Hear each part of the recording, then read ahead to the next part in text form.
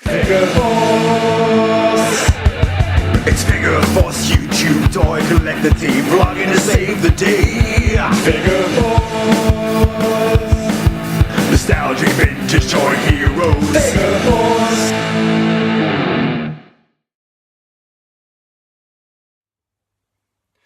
FOURce is the codename of 4 daring, middle-aged, highly obsessed toy vloggers. Its purpose? To bring toy reviews and nostalgia to YouTube, a video sharing website that allows users to upload, view, share and comment. Hi, I'm Rudy Zissou, and this is The Forgotten One.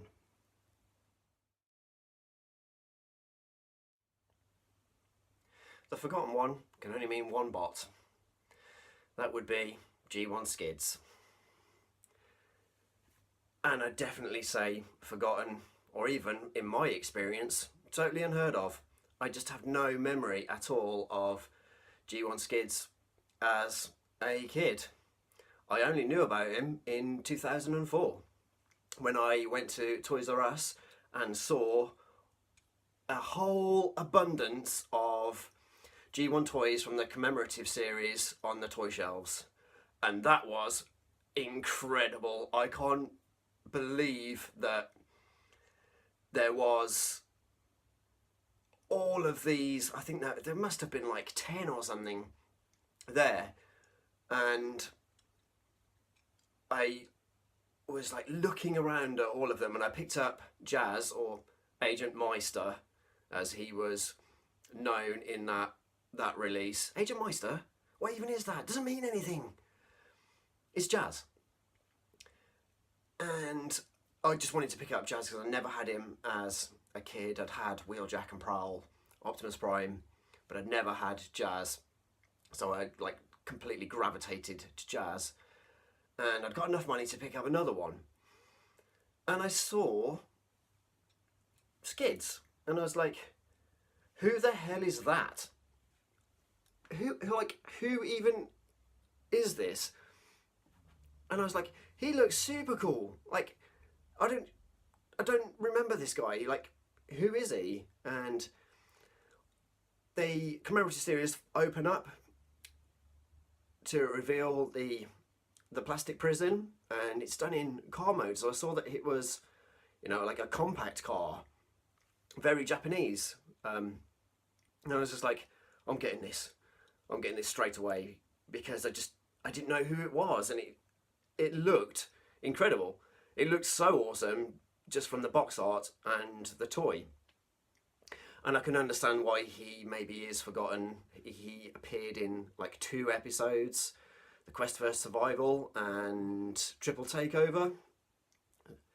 So he literally had no screen time, and once again, I had no memory of him being in the UK comics, like literally at all. Maybe he was in a background panel maybe, but I jumped at the chance in 2004 to pick up G1 Transformers. As I said, it was mind-blowing to see G1 Transformers on the shelf again. It was like it was 1990 all over again when they released the Gold Classic range. And for a Transformer, for a G1 Transformer, a transforming robot, it's so good. I do not have like a bad point for this Transformer at all. He's silvery shiny everywhere, and he has got like an abundance of stickers. Like nothing's tampoed on it. It's all stickers. But there's like stickers everywhere, even like on the sides and his backs of his legs. Like sometimes you just don't get G1 Transformers with stickers on the back. And you know, some of them are for the alt mode, the Honda City car. But he's awesome. Standard science fantasy experience. Yeah, toy's awesome. But I love everything about it. His profile, there's just a tiny bit of kibble. And kibble doesn't bother me. It doesn't bother me on G1 figures because I've learned to accept that. Obviously articulation is going to be limited because it's a G1 toy. Once again, G1 articulation is not, it's not a, you know, a pet peeve of mine at all either. What I really like about skids is how the weapons attach. They're done on clips so you can have them either side in different configurations, and his head sculpt is fantastic. Yellow eyes. Doesn't matter if you're an Autobot or a Decepticon, you have yellow eyes. Prime has yellow eyes. Soundwave has yellow eyes. The Dinobots have red eyes. You know, it just doesn't. It doesn't matter. It all adds to why I think this toy, this Transformer, is awesome. You know, the fact that these kind of look like wings. I think he's a stunning robot. You know, it's a pretty standard pose, but again, it's G1. That, you know, that's what you are going to get. I just think he's incredibly stunning looking, and it also has an incredible alt mode. So here is the alt mode, the Honda City. It's, you cannot tell there is a robot in there.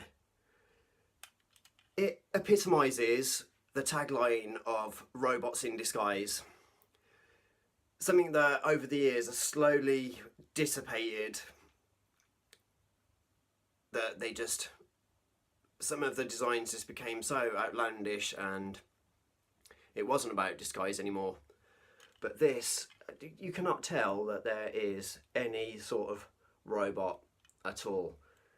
You know, the windshield and the windows are the darkest transparent, God, that doesn't really make sense, plastic you can get, but it still hides the robot underneath. And inside,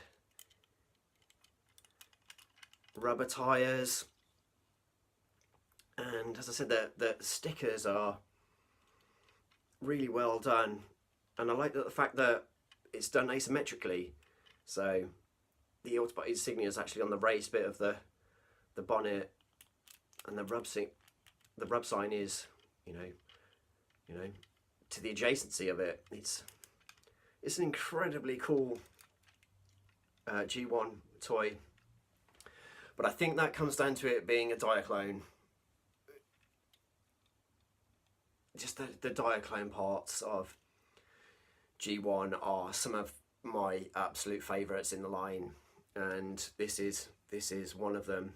And it's a shame that he's the forgotten one, because I think he's a phenomenal toy, and I hope that he doesn't stay forgotten. He shouldn't do. You know, there's now a third-party Masterpiece scaled version, Savant, of him, and there's a couple of cool repaints through eHobby in various colours, which coincided with the Michael Bay movie, and added accessories of the little motorbike that came with the toy back in the day. So yeah, that has been the forgotten one, G1 Skids. You know, sometimes we think of toys as being all good or all bad, but we shouldn't. Very few toys are all bad. It may be hard to find, but if you look for it, chances are you'll find some good in almost every toy, and the same goes for people.